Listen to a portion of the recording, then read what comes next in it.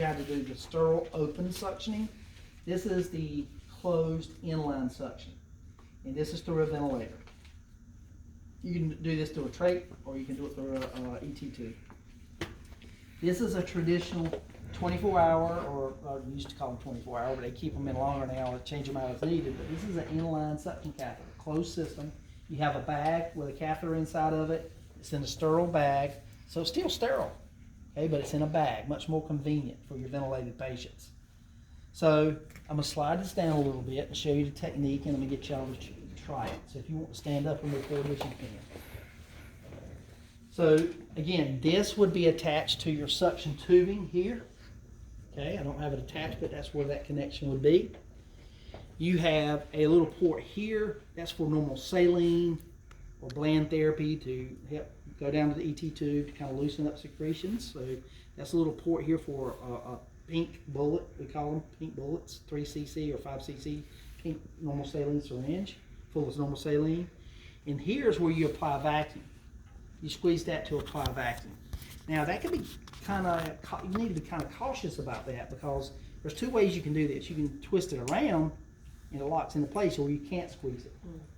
And this, if you can squeeze it and apply vacuum.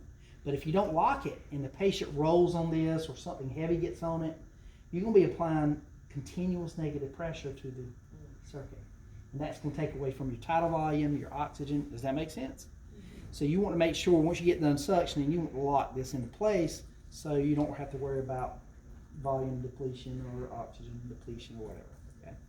So I'm going to unlock it because I'm going to show you how to do it. So your tubing connects here. This is where you apply vacuum, and this is where you apply normal saline if needed. And you can see how the catheter works. Negative pressure, -80 to -120. So there is a technique that I'm going to show y'all. I'm going to get y'all to come out here and do it, but it's fairly easy. You can do it right-handed. You can do it from this side of the bed or the other side of the bed.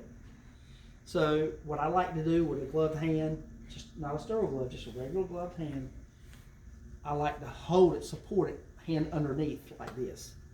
And we're going to pre-oxygenate the patient always to prevent hypoxemia.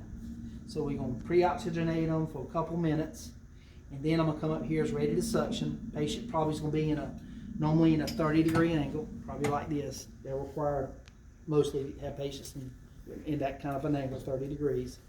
So I'm going to hold this with my left hand, in this case.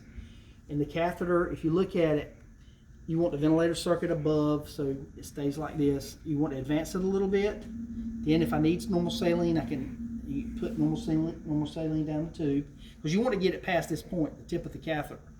So now what I'm going to do is I'm going to hold both the bag and the catheter about 4 inches away, and I'm going to push both in. And then when I push 4 inches, I'm going to just pull back on the bag itself, and then push both.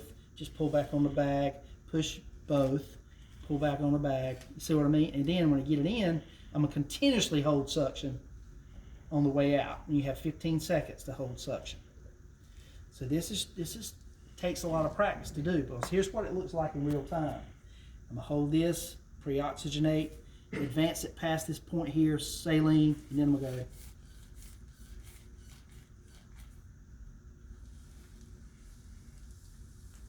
Now, if you grab way back here and push in, see that? So you'll get used to grabbing like 4 inches away. Takes practice. And what I'm literally doing is I'm grabbing both, putting enough pressure on my fingertips where I press on the bag and the suction catheter, pushing both in. I'm letting off the pressure a little bit, just pulling back on the bag. Increase the pressure, push both, let off the pressure, like let it slide back up. Does that make sense? All right. So, who wants to try it? Come on up.